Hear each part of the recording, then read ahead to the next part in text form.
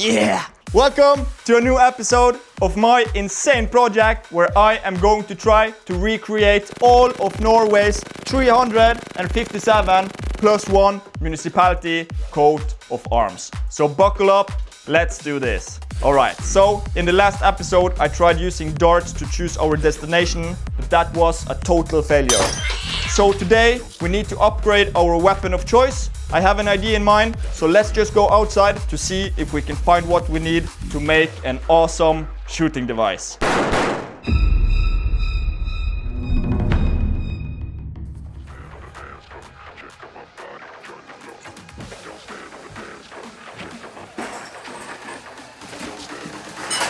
Check up my body, join the flow. Alright, I think I have what I need. I have never done this before, but I have seen videos on YouTube, so I'm pretty positive this is going to work pretty well. So let's see if we can make something awesome out of these very few supplies I have right there. What I have here is just a regular steel tube. I have no idea what the dimension is. Then I just found some tips from some caulking tubes. I think this will work absolutely perfect. And just a small arrangement of different type of nails so we can see what works the best. So if you haven't guessed it already, I am going to try to make a blowgun out of this. And as you can see here, this fits almost like really perfect. So I'm just gonna have to do some small adjustments, put the nail in, put some glue, and I think we're pretty much ready to see if it works after that. So let's see if this works.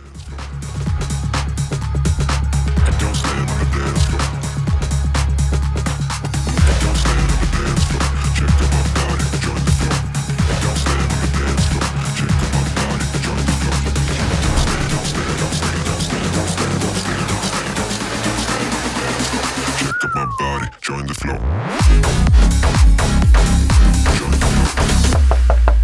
1, 2, 3. Okay, 3 meters. Let's see how it goes. Oh!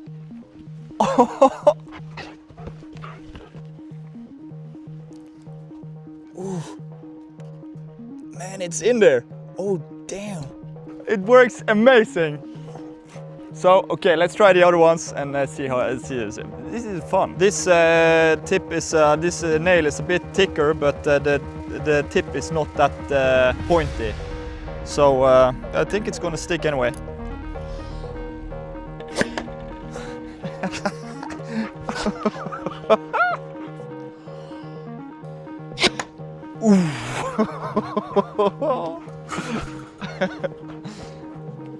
Hey. Du, jeg skal ikke skyte på deg. Slapp av. Hei! Du! Gå bak! Hei! Gå bak! Ok. Du skal inn. Kom an. Inn med deg. Ok, 3 meter. 1, 2, 3. Oh! Second try. Almost. And one final time. Oh. But anyway, it works perfect. Okay, before we shoot the map, let's talk about this. For so many years, I've had a dream of making my own clothing, hoodies, t-shirts, and so on. And I finally started to experiment a little bit with that. So I ordered a few samples from Gelato, which supposedly is one of the best print-on-demand options for shipping to Norway. And when the package finally arrived, oh boy, I couldn't believe how bad it was. Crooked prints, cheap fabric, like I actually started to laugh out loud when I opened the package because I find it kind of funny how it's possible to ship out a product looking this bad.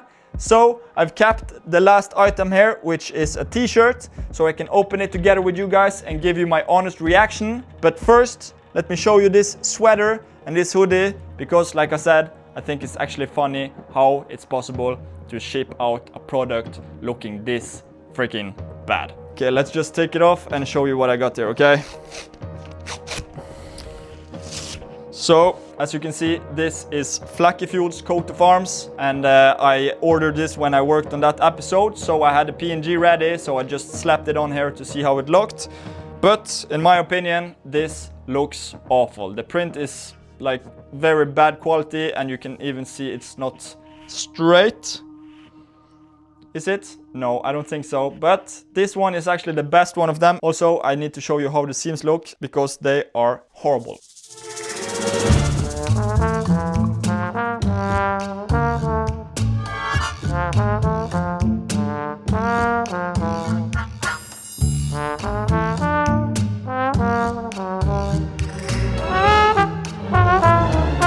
Okay, so this is the hoodie. Now let me show you the sweater.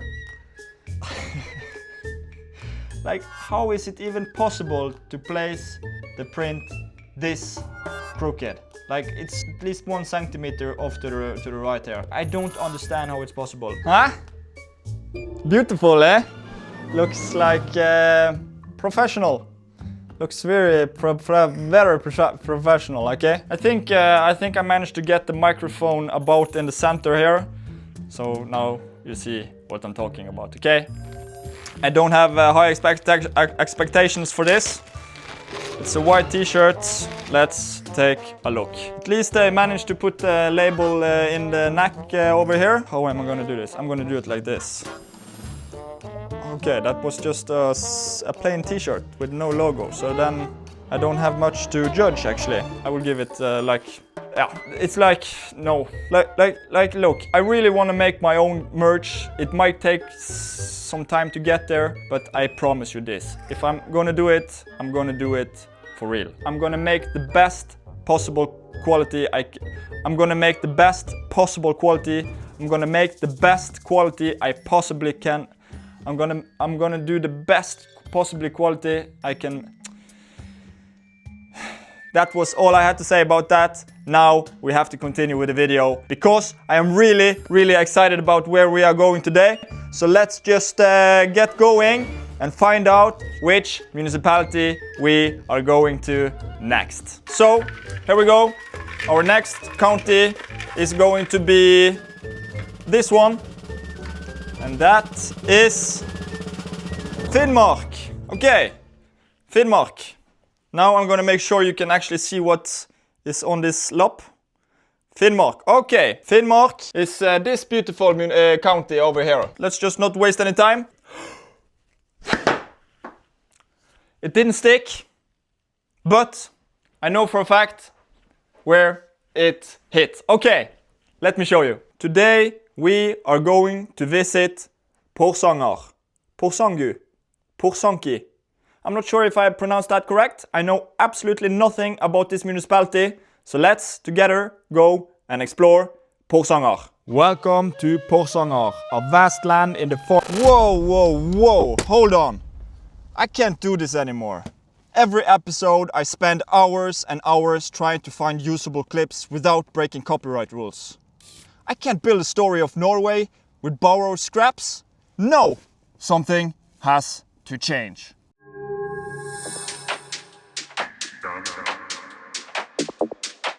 So, my time in Luster has officially come to an end. It's about time to take this project to the next level. When I first moved here almost 2 years ago, I was in a completely different state of mind. Life was only about partying, I was addicted to drugs, and I smoked weed almost every single day. One party after another. I even drank and got high all alone up here on the farm. But only 4 months after moving here, I realized I couldn't go on like this. My dreams were slipping away, my money wasted on absolutely nothing. That spring, I quit cocaine, I quit alcohol, and I started a process of healing the broken little boy inside of me. I still smoked weed, but I stayed away from parties, festivals, and from the people I used to hang around. Still, something wasn't right. I couldn't find peace. The weed gave me anxiety, paranoia, and made it hard to even go to the store or be around people. I was so tired. So one day I said to myself, enough is enough. I smoked my last joint before going offshore to work, and I decided I would also quit porn and masturbation. And then, about a week into that trip, everything changed. That was the day I encountered God. He came to me, He blessed me, He filled me with the Holy Spirit, and there was absolutely no doubt. I was born again. Since that day, my life has never been the same. Now I wake up 4:30 every morning, I meditate, I journal, I read the Bible, and I've been doing this every single day for 7 months straight. I've started investing, I'm saving money, and I know God placed me here in these beautiful mountains to get my life in order. And now it's time to take the next step. I'm heading back to Bergen for a small pit stop before the real adventure begins. So, thanks to one of you guys in the comments, I finally got myself an acrylic plate to use as a template. Honestly, I don't know why I didn't think of this before. Big shout out to Toppy83 because this little trick is going to save me a ton of time in the long run. Many of these coats of arms have the same outline. So, whenever 2 or more shields match up, I can just use this template instead of starting from scratch every time. My back already loved this idea.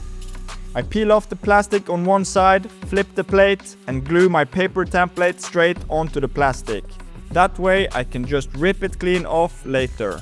Once the glue has dried, I grab the jigsaw and cut as close to the line as I dare without crossing it. That would ruin the whole template.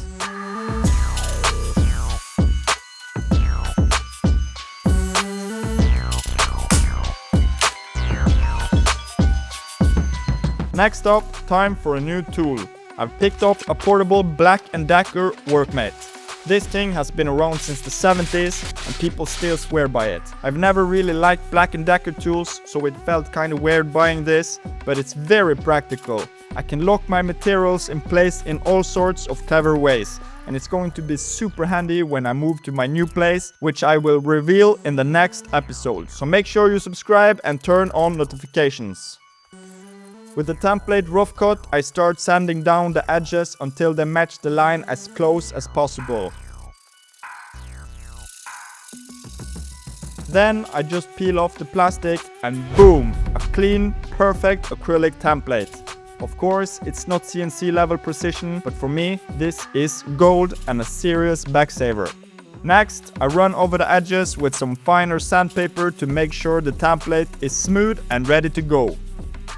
I line up the template on a fresh MDF plate, trace around it, and cut just outside the line. This does not have to be perfect. To hold the acrylic plate in place, I use a simple trick. Masking tape on both parts and a drop of 2-part super glue. And now it's time for new tool number 2. I used to have a router table back in Lustar, but now I'm going handheld. In fact, I had this exact router back when I ran my carpenter company and I absolutely love it.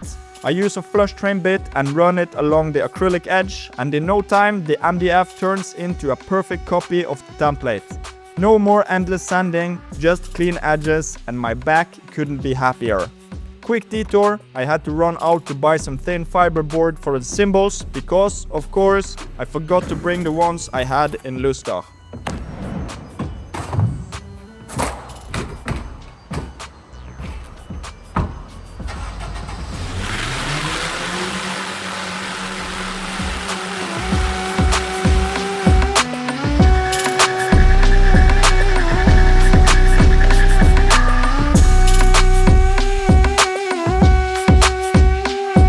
On the previous shields, I glued the template onto the front, the same side I paint on, but that meant spending way too much time scraping off glue afterwards. So, this time, I'm trying to glue the symbols onto the backside of the boards instead, which also means I have to flip the symbols, in this case, the reindeer. Now it's time for the third new tool of this episode. I've been eyeing on Axminster scroll saw for a while, but that one cost about 15,000 Norwegian kroner, which is way out of budget for now. So instead, I picked up this Dremel motor saw for only 1,500. My expectations aren't exactly sky high, but the reviews were solid, so I figured it was worth a try. I mount it to the Workmate using the included clamps, which turns it into a simple and practical little workstation. Now, it's time to dive in and see if it's any good. So let's put on some music and create a really awesome coat of arms while I tell you the story of Porsanger.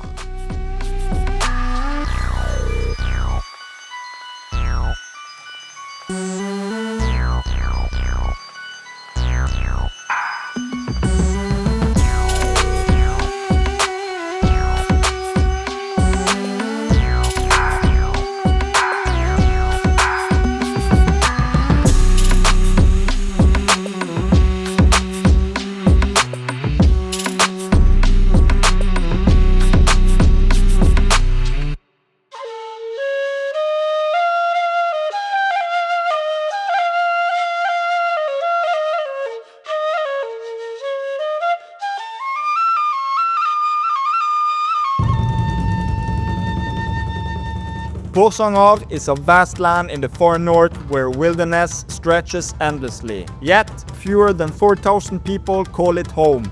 This is Norway's third largest municipality by area, but with less than 1 person per square kilometer, it feels like stepping into untouched nature. This land has been home to people for an incredibly long time. The first traces go back to the Stone Age around 8000 BC. Over thousands of years, Sami culture took root here, built on hunting, fishing and trade. The fjords and rivers gave salmon and trout, the mountains gave reindeer and ptarmigan, and the islands gave berries, eggs and down. Life was tough but rich. Later came the Kven people from the Tornedal area in the 1700s, many of them farmers and settlers, often marrying into Sami families. For centuries, Porsanger has been a meeting ground for 3 peoples: Sami, Kven and Norwegian. Even today, this heritage lives on in language. Together with Storfjord, it is only one of 2 municipalities in Norway where 3 languages are officially recognized: Norwegian, Northern Sami and Kven. But Porsanger has also felt the scars of war. During World War II, up to 70,000 soldiers and prisoners were stationed here. The Germans built fortifications and even the airfield that still exists today.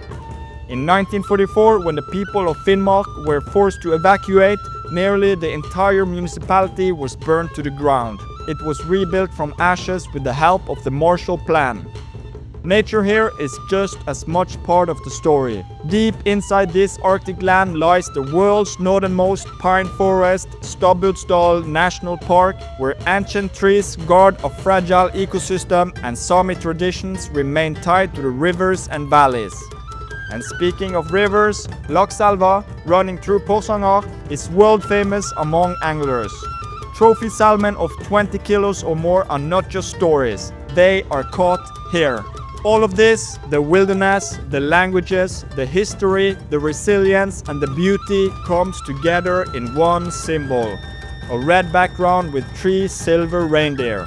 Drawn by heraldic master Halvard Tretteberg, they represent tradition, endurance and the deep bond between people and nature in Porsanger.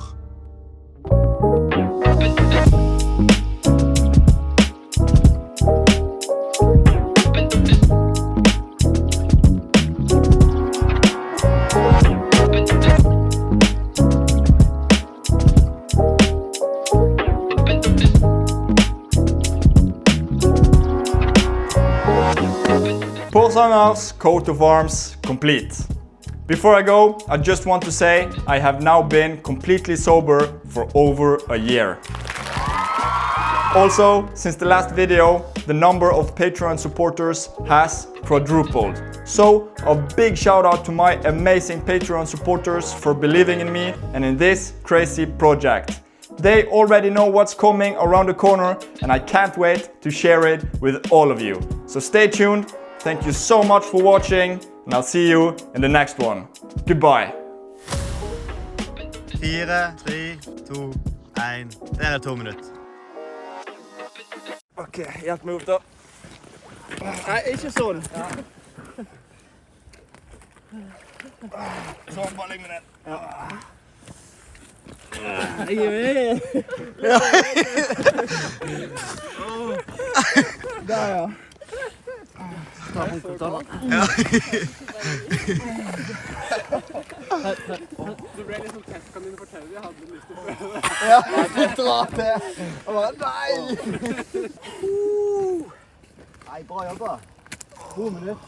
Ja, det var